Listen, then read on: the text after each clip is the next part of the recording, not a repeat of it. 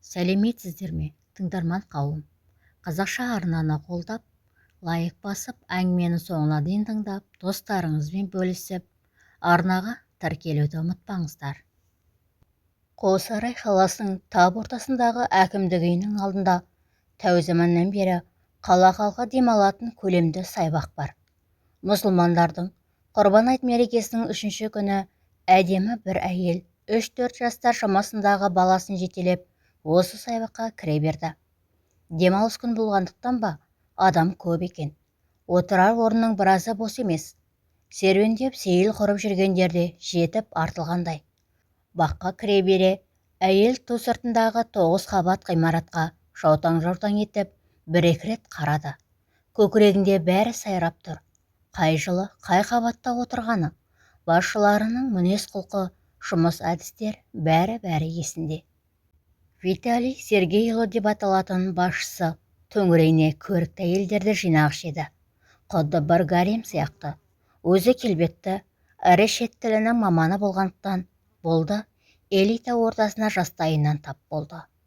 ақш-тан бір делегация келгенде аудармашылығымен бірден көзге түсті де, әкімдік мұны мектептен жұлып алып, өз қатарына қосты.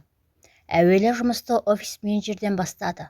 Әйтсе де, көбіне іскерлік кездесулерде жүретін.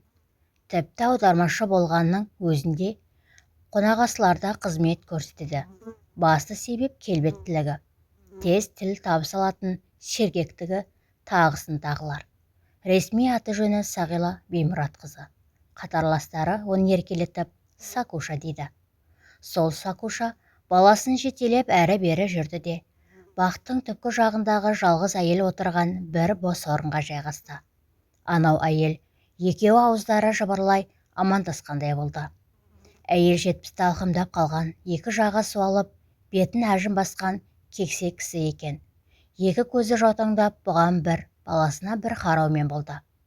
Бұл қарастың мәнін Сакуша бірден түсінді. Бала өзгеше, шашы бұйра-бұйра, өзі көмірдей қап-қара, тура сойып қаптап қойған африкалық. Тілі қазақша ана-мынаны сұрап тақылдап тұр. Кексе әйел: алда, Құдай-ай, мына бишараның қызы ойнақтап жүріп, от басқан болды ғой. Немересі болу керек. Анау қара халықтан тапқан шығар деп ойлады. Сакуша сыр берген жоқ, үндемей отыра берді. Кексе әйелдің шыдамы таусылды. Қарағым-ай, сұрауға ұялып отырмын, балаңның түрі өзгешелеу екен, деп күмілжіді. Бәйбіше, көрініп тұрған соң несіне жасырайын, түрі өзгеше екені рас. Әйтсе де, қазақтың қалпын қанына сіңіріп жатырмын. Есімі Алдан. Мен өмірден алданған, адасқан жанмын. Сонан соң атын осылай қойдым. Тек онысы несі? Деп кексе әйел шошып кетіп, өзің таптың ба? Бәйбіше, өзім, деп кібіртіктеді Сакуша. Не дейді жүзді қара? Оған қалай дәтің барды? Өзің жасты емессің, Құдайдан қорқсаң еді. Кексе әйел шошып кетіп, орындықтың шетіне қарай жылыстай берді. Арада ауыр үнсіздік орнады. Бірталайдан кейін Сакуша: білгіңіз келсе мәнісін айтып берейін, деді. Кексе әйел жаулығын жоғары түріп, жақындап келіп, құлағын тосты. Оқиға бұлай болған еді. Мектепті бітіргеннен кейін Алматының Инязына түстім, деп бастады әңгімесін Сакуша. Алғашқы 2 жылым кітаптан бас алмай оқып, өзіме таныс емес тілді тиянақты меңгеруге жұмсалды. Ұстаздарымыз да әр сөзді миымызға шағып құйғандай үйретіп, сапалы білім берді. 3-ші курста ауызша әжептәуір сөйлеуге, шетелдің газет-журналдарын емін-еркін оқуға шарап қалдық. Бұл 70-ші жылдардың аяқ кезі ғой. Алматыда шетелдің студент жастары баршылық еді. Көшеде, кейде саябақтағы би кештерінде солармен кездесіп қалып жүрдік. Тіл білген соң, емін-еркін сөйлесе береміз. Сырт елден кейде кепшіктің емес, бірыңғай байдың балалары келеді ғой. Олар кереметте киінеді, ақшалы.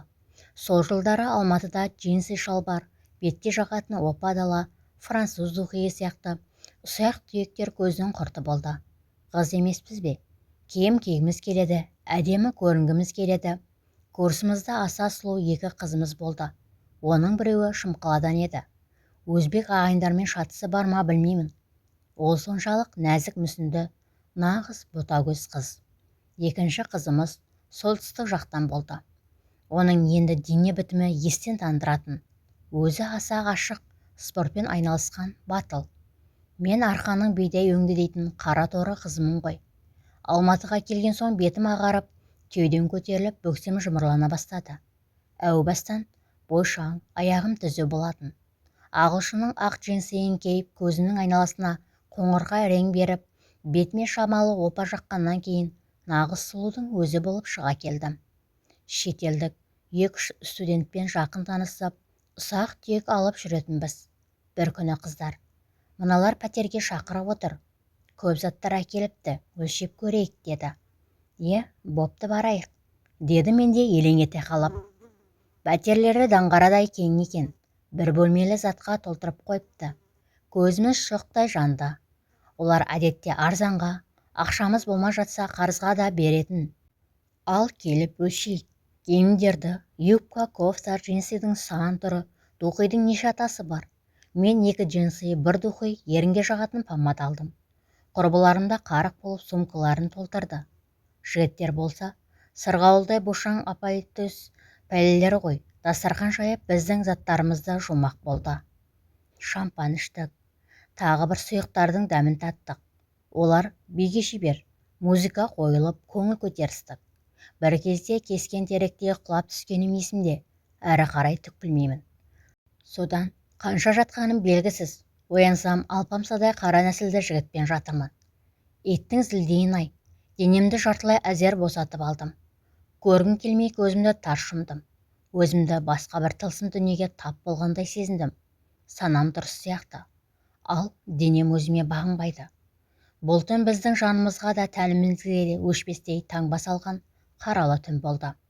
Шүберек-мүберектің құрбаны болған қазақтың сорлы 3 қызы мұны өлгенше жасыруға тырыстық, жасардық та. Бірақ оқу бітіріп елге келген соң, алды-артыма қарамай, алғаш сөз салған адамға тұрмысқа шықтым. Бағыма қарай күйеуім мінезі жұмсақ, момын адам болды. Мамандығы есепші. Бір мекемеде әуелі қатардағы, кейін бас есепші болып істеді. Өзім әкімдіктемін. Бастығым Сергейұлы менің сауатты жұмысқа тыңғылықтылығымды жоғары бағалап, үнемі қолпаштап, көтермелеп жүрді. Тұрмысымыз жақсарып, байи бастадық. Машина алдық. Пәтердің 2-ін айырбастап өте жайлы бір үйге көштік. Бір қыз туып алғам. Күйеуімнің бар арманы ұлды болу. Бірақ әкімдіктегі жұмыс кедергі болып, ол арман созылыңқырап кетті. Сөйттеп жүргенде жасымызды ұлғайып 40-қа тақап қалдық. Енді шегінетін жер жоқ. Тәуекелге барып бала көтердім. Қазір өзі бар ғой. Ішімдегімді ұл деп көрсетті. Байымда еш жоқ. Асты үстіме түсіп, өбектеп жүр. Өзі атадан жалғыз, әрі аурушаң, ұрпақ қалсын дейтін шығар. Осы баланы ерекше шағынышпен күтті. Ай күнім жетіп аман-есен босандым. Баланың шар еткен дыбысын естігеннен кейін шамалы жалықсып кеткен екен. Есімді жиып баланы әкеп көрсетеді ғой. Күтіп жатырмын. Сестралар зыр қағып жүгіріп жүр. Көз қиығымды салып жүздеріне қарасам бір түрлі абыр жолы сияқты. Балаға бірдеңе болған екен деп жүрегім су ете қалды. Сендерге не болған? Ұлым қайда, неге көрсетпейсіңдер? Деп айғай салдым. Қазір дегендей болды біреуі. Жүзіне мысқыл ма, кекету ме әйтеуір бірдеңенің нышаны жалт еткендей. Мосқылдау орыс қатын құндақтаулы баланы қолыма ұстата салып, бетіме таңырқай қарады. Баланың бетін ашып қалсам, қап-қара бірдеңе. Естерің дұрыс па? Менің баламды ауыстырып жібергенсіңдер ме? Деп баж ете қалдым. Жоқ, бала сіздікі, деді қатын. Мен перзентхананы басыма көтеріп, шыңғырып жатырмын. Жоқ, менікі емес, жоқ. Құдай-ау, сақтай көр, сонда қалай болғаны? Деді манадан бері Сакушаның әңгімесін ұйып тыңдап отырған кексе әйел. Бәйбіше, бұл адам айтса сенгісіз сұмдық жағдай болды. Сакуша кемсең етіп көзінің жасын сығып алды. Арада 16 жыл өтті ғой, 16. Психолог дәрігердің айтуынша, менің жатырымда баяғы негрдің ұрығы қалып қойған. Өзіне қолайлы сәт туғанда ол менің ұрығыммен буындасқан. Міне, гәп қайда жатыр. Күйеуім де, Қызым да менен безіп теріс қарап кетті. Елдің бәрі баланы мені шетелге барып жүргенде немесе олар келгенде ойнастан тапты деп шешті. Мұндай қорлыққа шыдау қиын.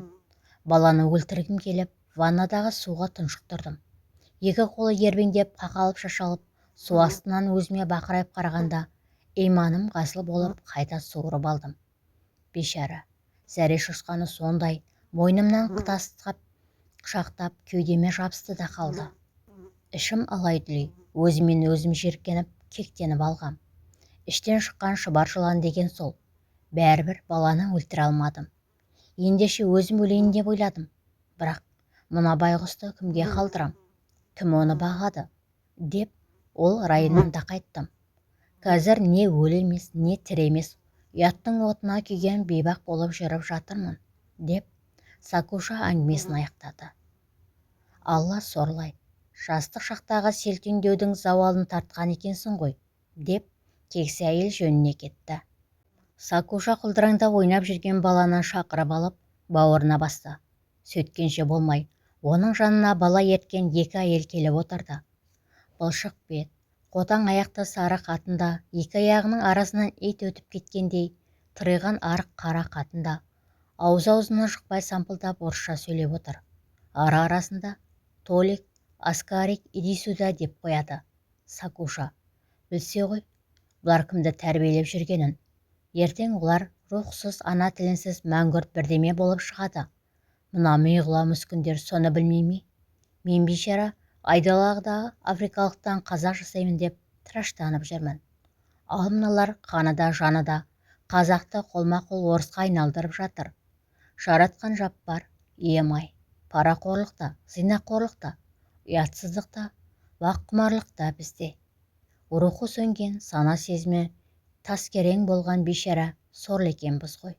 Я Алла, өзің сақтай көр, деп ойлады.